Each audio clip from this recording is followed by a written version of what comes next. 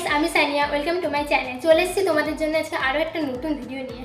আজকে আমি তোমাদের সাথে শেয়ার করব ডিপ ওয়ার্ক বইটি নিয়ে।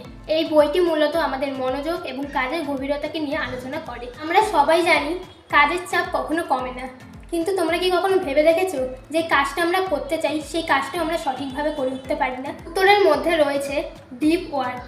আজ আমি তোমাদের সাথে শেয়ার করব 3টি টিপস যা তোমাদের কাজের দক্ষতা বাড়াবে এবং মনোযোগীভাবে কাজ করতে সাহায্য করবে। ফার্স্ট পয়েন্ট, ডিপ ওয়ার্ক কী?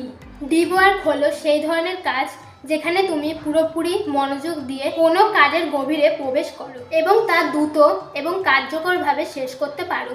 আধুনিক বিশ্বে আমাদের বড় সমস্যা কি? আমরা প্রায় শ্যালো ওয়ার্কে ব্যস্ত থাকি, যেমন ইমেল চেক, সোশ্যাল মিডিয়া। এগুলো আমাদের মনোযোগকে নষ্ট করে ফেলে। সেকেন্ড পয়েন্ট, ডিপ ওয়ার্ক করার 3টি কৌশল। 1, কাজের জন্য নির্দিষ্ট সময় নির্ধারণ করো। কোনো কাজ শুরু করার আগে একটা নির্দিষ্ট সময় রাখো। 2, শোরুমের মতো কাজের পরিবেশ তৈরি করো। যতটা সম্ভব শান্ত পরিবেশ তৈরি করো। সোশ্যাল মিডিয়া, ফোন চেক করা এগুলো কাজের সময় দূরে রাখো। 3, সময়সীমা ঠিক করো। 25 মিনিটের জন্য একটা নির্দিষ্ট কাজ শুরু করো, তারপর 5 মিনিট বিরতি নাও। থার্ড পয়েন্ট, শ্যালো ওয়ার্ক কী এবং কেন একে পরিহার করা উচিত? শ্যালো কাজ মানে হলো ছোট ছোট কাজ যেগুলো আমাদের দৈনন্দিন জীবনের অংশ, কিন্তু এগুলো আমাদের আসল লক্ষ্য পূরণের দিকে কোনো সাহায্য করে না। যেমন ইমেল চেক করা, সোশ্যাল মিডিয়া দেখা, ফোন স্ক্রল করা।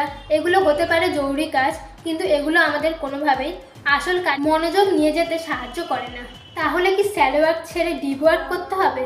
হ্যাঁ, যত বেশি তোমরা গভীরভাবে কোনো একটি কাজ করতে পারবে তত বেশি তোমরা সফলতা পাবে। তুমি কি এখন থেকে শ্যালো ওয়ার্ক ছেড়ে ডিপ ওয়ার্ক শুরু করতে চাও? জীবনে বড় কিছু করতে চাইলে ডিপ ওয়ার্ক করতেই হবে। মনে রাখবে, সত্যিকারের ফলাফল আসে তখনই যখন তুমি নিজের কাজের প্রতি 100% মনোযোগ দাও।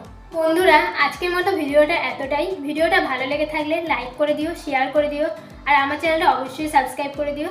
দেখা হচ্ছে আবার নেক্সট ভিডিওতে। সবাই খুব ভালো থেকো, সুস্থ থেকো। ধন্যবাদ।